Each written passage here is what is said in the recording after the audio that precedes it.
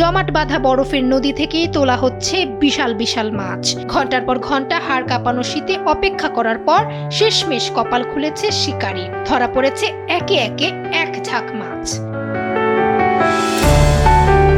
তবে এই মাছ শিকার কোনো পেশাগত উদ্দেশ্য নয়, বরং এটি একটি মৌসুমী উৎসবেরই অবিচ্ছেদ্য অংশ।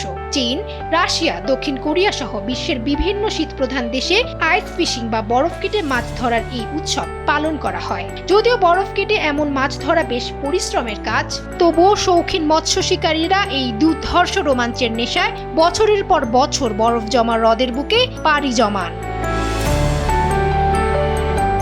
পৃথিবীর উত্তর প্রান্তে যখন তাপমাত্রা হিমাঙ্কের নিচে নেমে যায়, তখনই মূলত বরফে জমাট বাঁধা বিশাল সব হ্রদে শুরু হয় মাছ ধরার এই কর্মযজ্ঞ। বরফের আস্তরণে যেখানে চলাফেরা করাই কঠিন, সেখানেই বরফ কাটার ভারী ও শক্তিশালী সব যান্ত্রিক সরঞ্জাম নিয়ে মাছ শিকারের এক অদম্য নেশায় মেতে ওঠেন পর্যটক ও স্থানীয়রা। আসলে এখানে এটা আমার দ্বিতীয়বার আসা। এবার আমি আমার মায়ের সঙ্গে এসেছি। আমি আনন্দিত যে এবার অন্তত একটি মাছ ধরতে পেরেছি। গতবার একদমই পারিনি। হ্যাঁ, আমি সবাইকে এখানে আসার জন্য পরামর্শ দেব। বরফের ভেতর থেকে মাছ ধরার জন্য প্রথমে একটি নির্দিষ্ট স্থান বেছে নেওয়া হয়, আর এরই পর লোভনীয় খাবারের টোপে একে একে মাছ ধরা পড়ে। কনকনে ঠান্ডায় মাছ শিকারের পাশাপাশি চা কফিতে মেতে ওঠেন শিকারীরা। মূলত ধৈর্য ও আনন্দের সংমিশ্রণেই সম্পন্ন হয় এই রোমাঞ্চকর বরফ মাছ শিকার।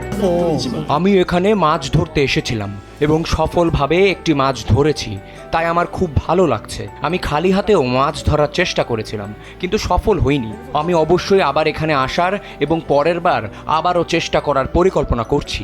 শুরুতে যখন কিছুতেই মাছ ধরতে পারছিলাম না, তখন কিছুটা হতাশ লাগছিল, কিন্তু যখন শেষ পর্যন্ত একটা মাছ ধরলাম এবং সেটা আমার হাতের মুঠোয় এলো, তখন আমার সত্যিই খুব আনন্দ হচ্ছিল।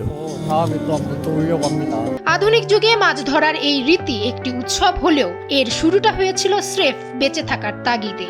হাজার হাজার বছর আগে উত্তর গোলার্ধের আদিবাসীরা যখন তীব্র শীতে পশু পাখি শিকার করতে পারতেন না, তখন হিমায়িত হ্রদই ছিল তাদের খাবারের একমাত্র উৎস। তারা তখন হাড় বা পাথর দিয়ে বরফ ছিদ্র করে মাছ শিকার করতেন। তাদের কাছে এটি কোনো শখ ছিল না, ছিল টিকে থাকার লড়াই। ফামিহা সুহরাওয়ার্দী, সোমের আলো।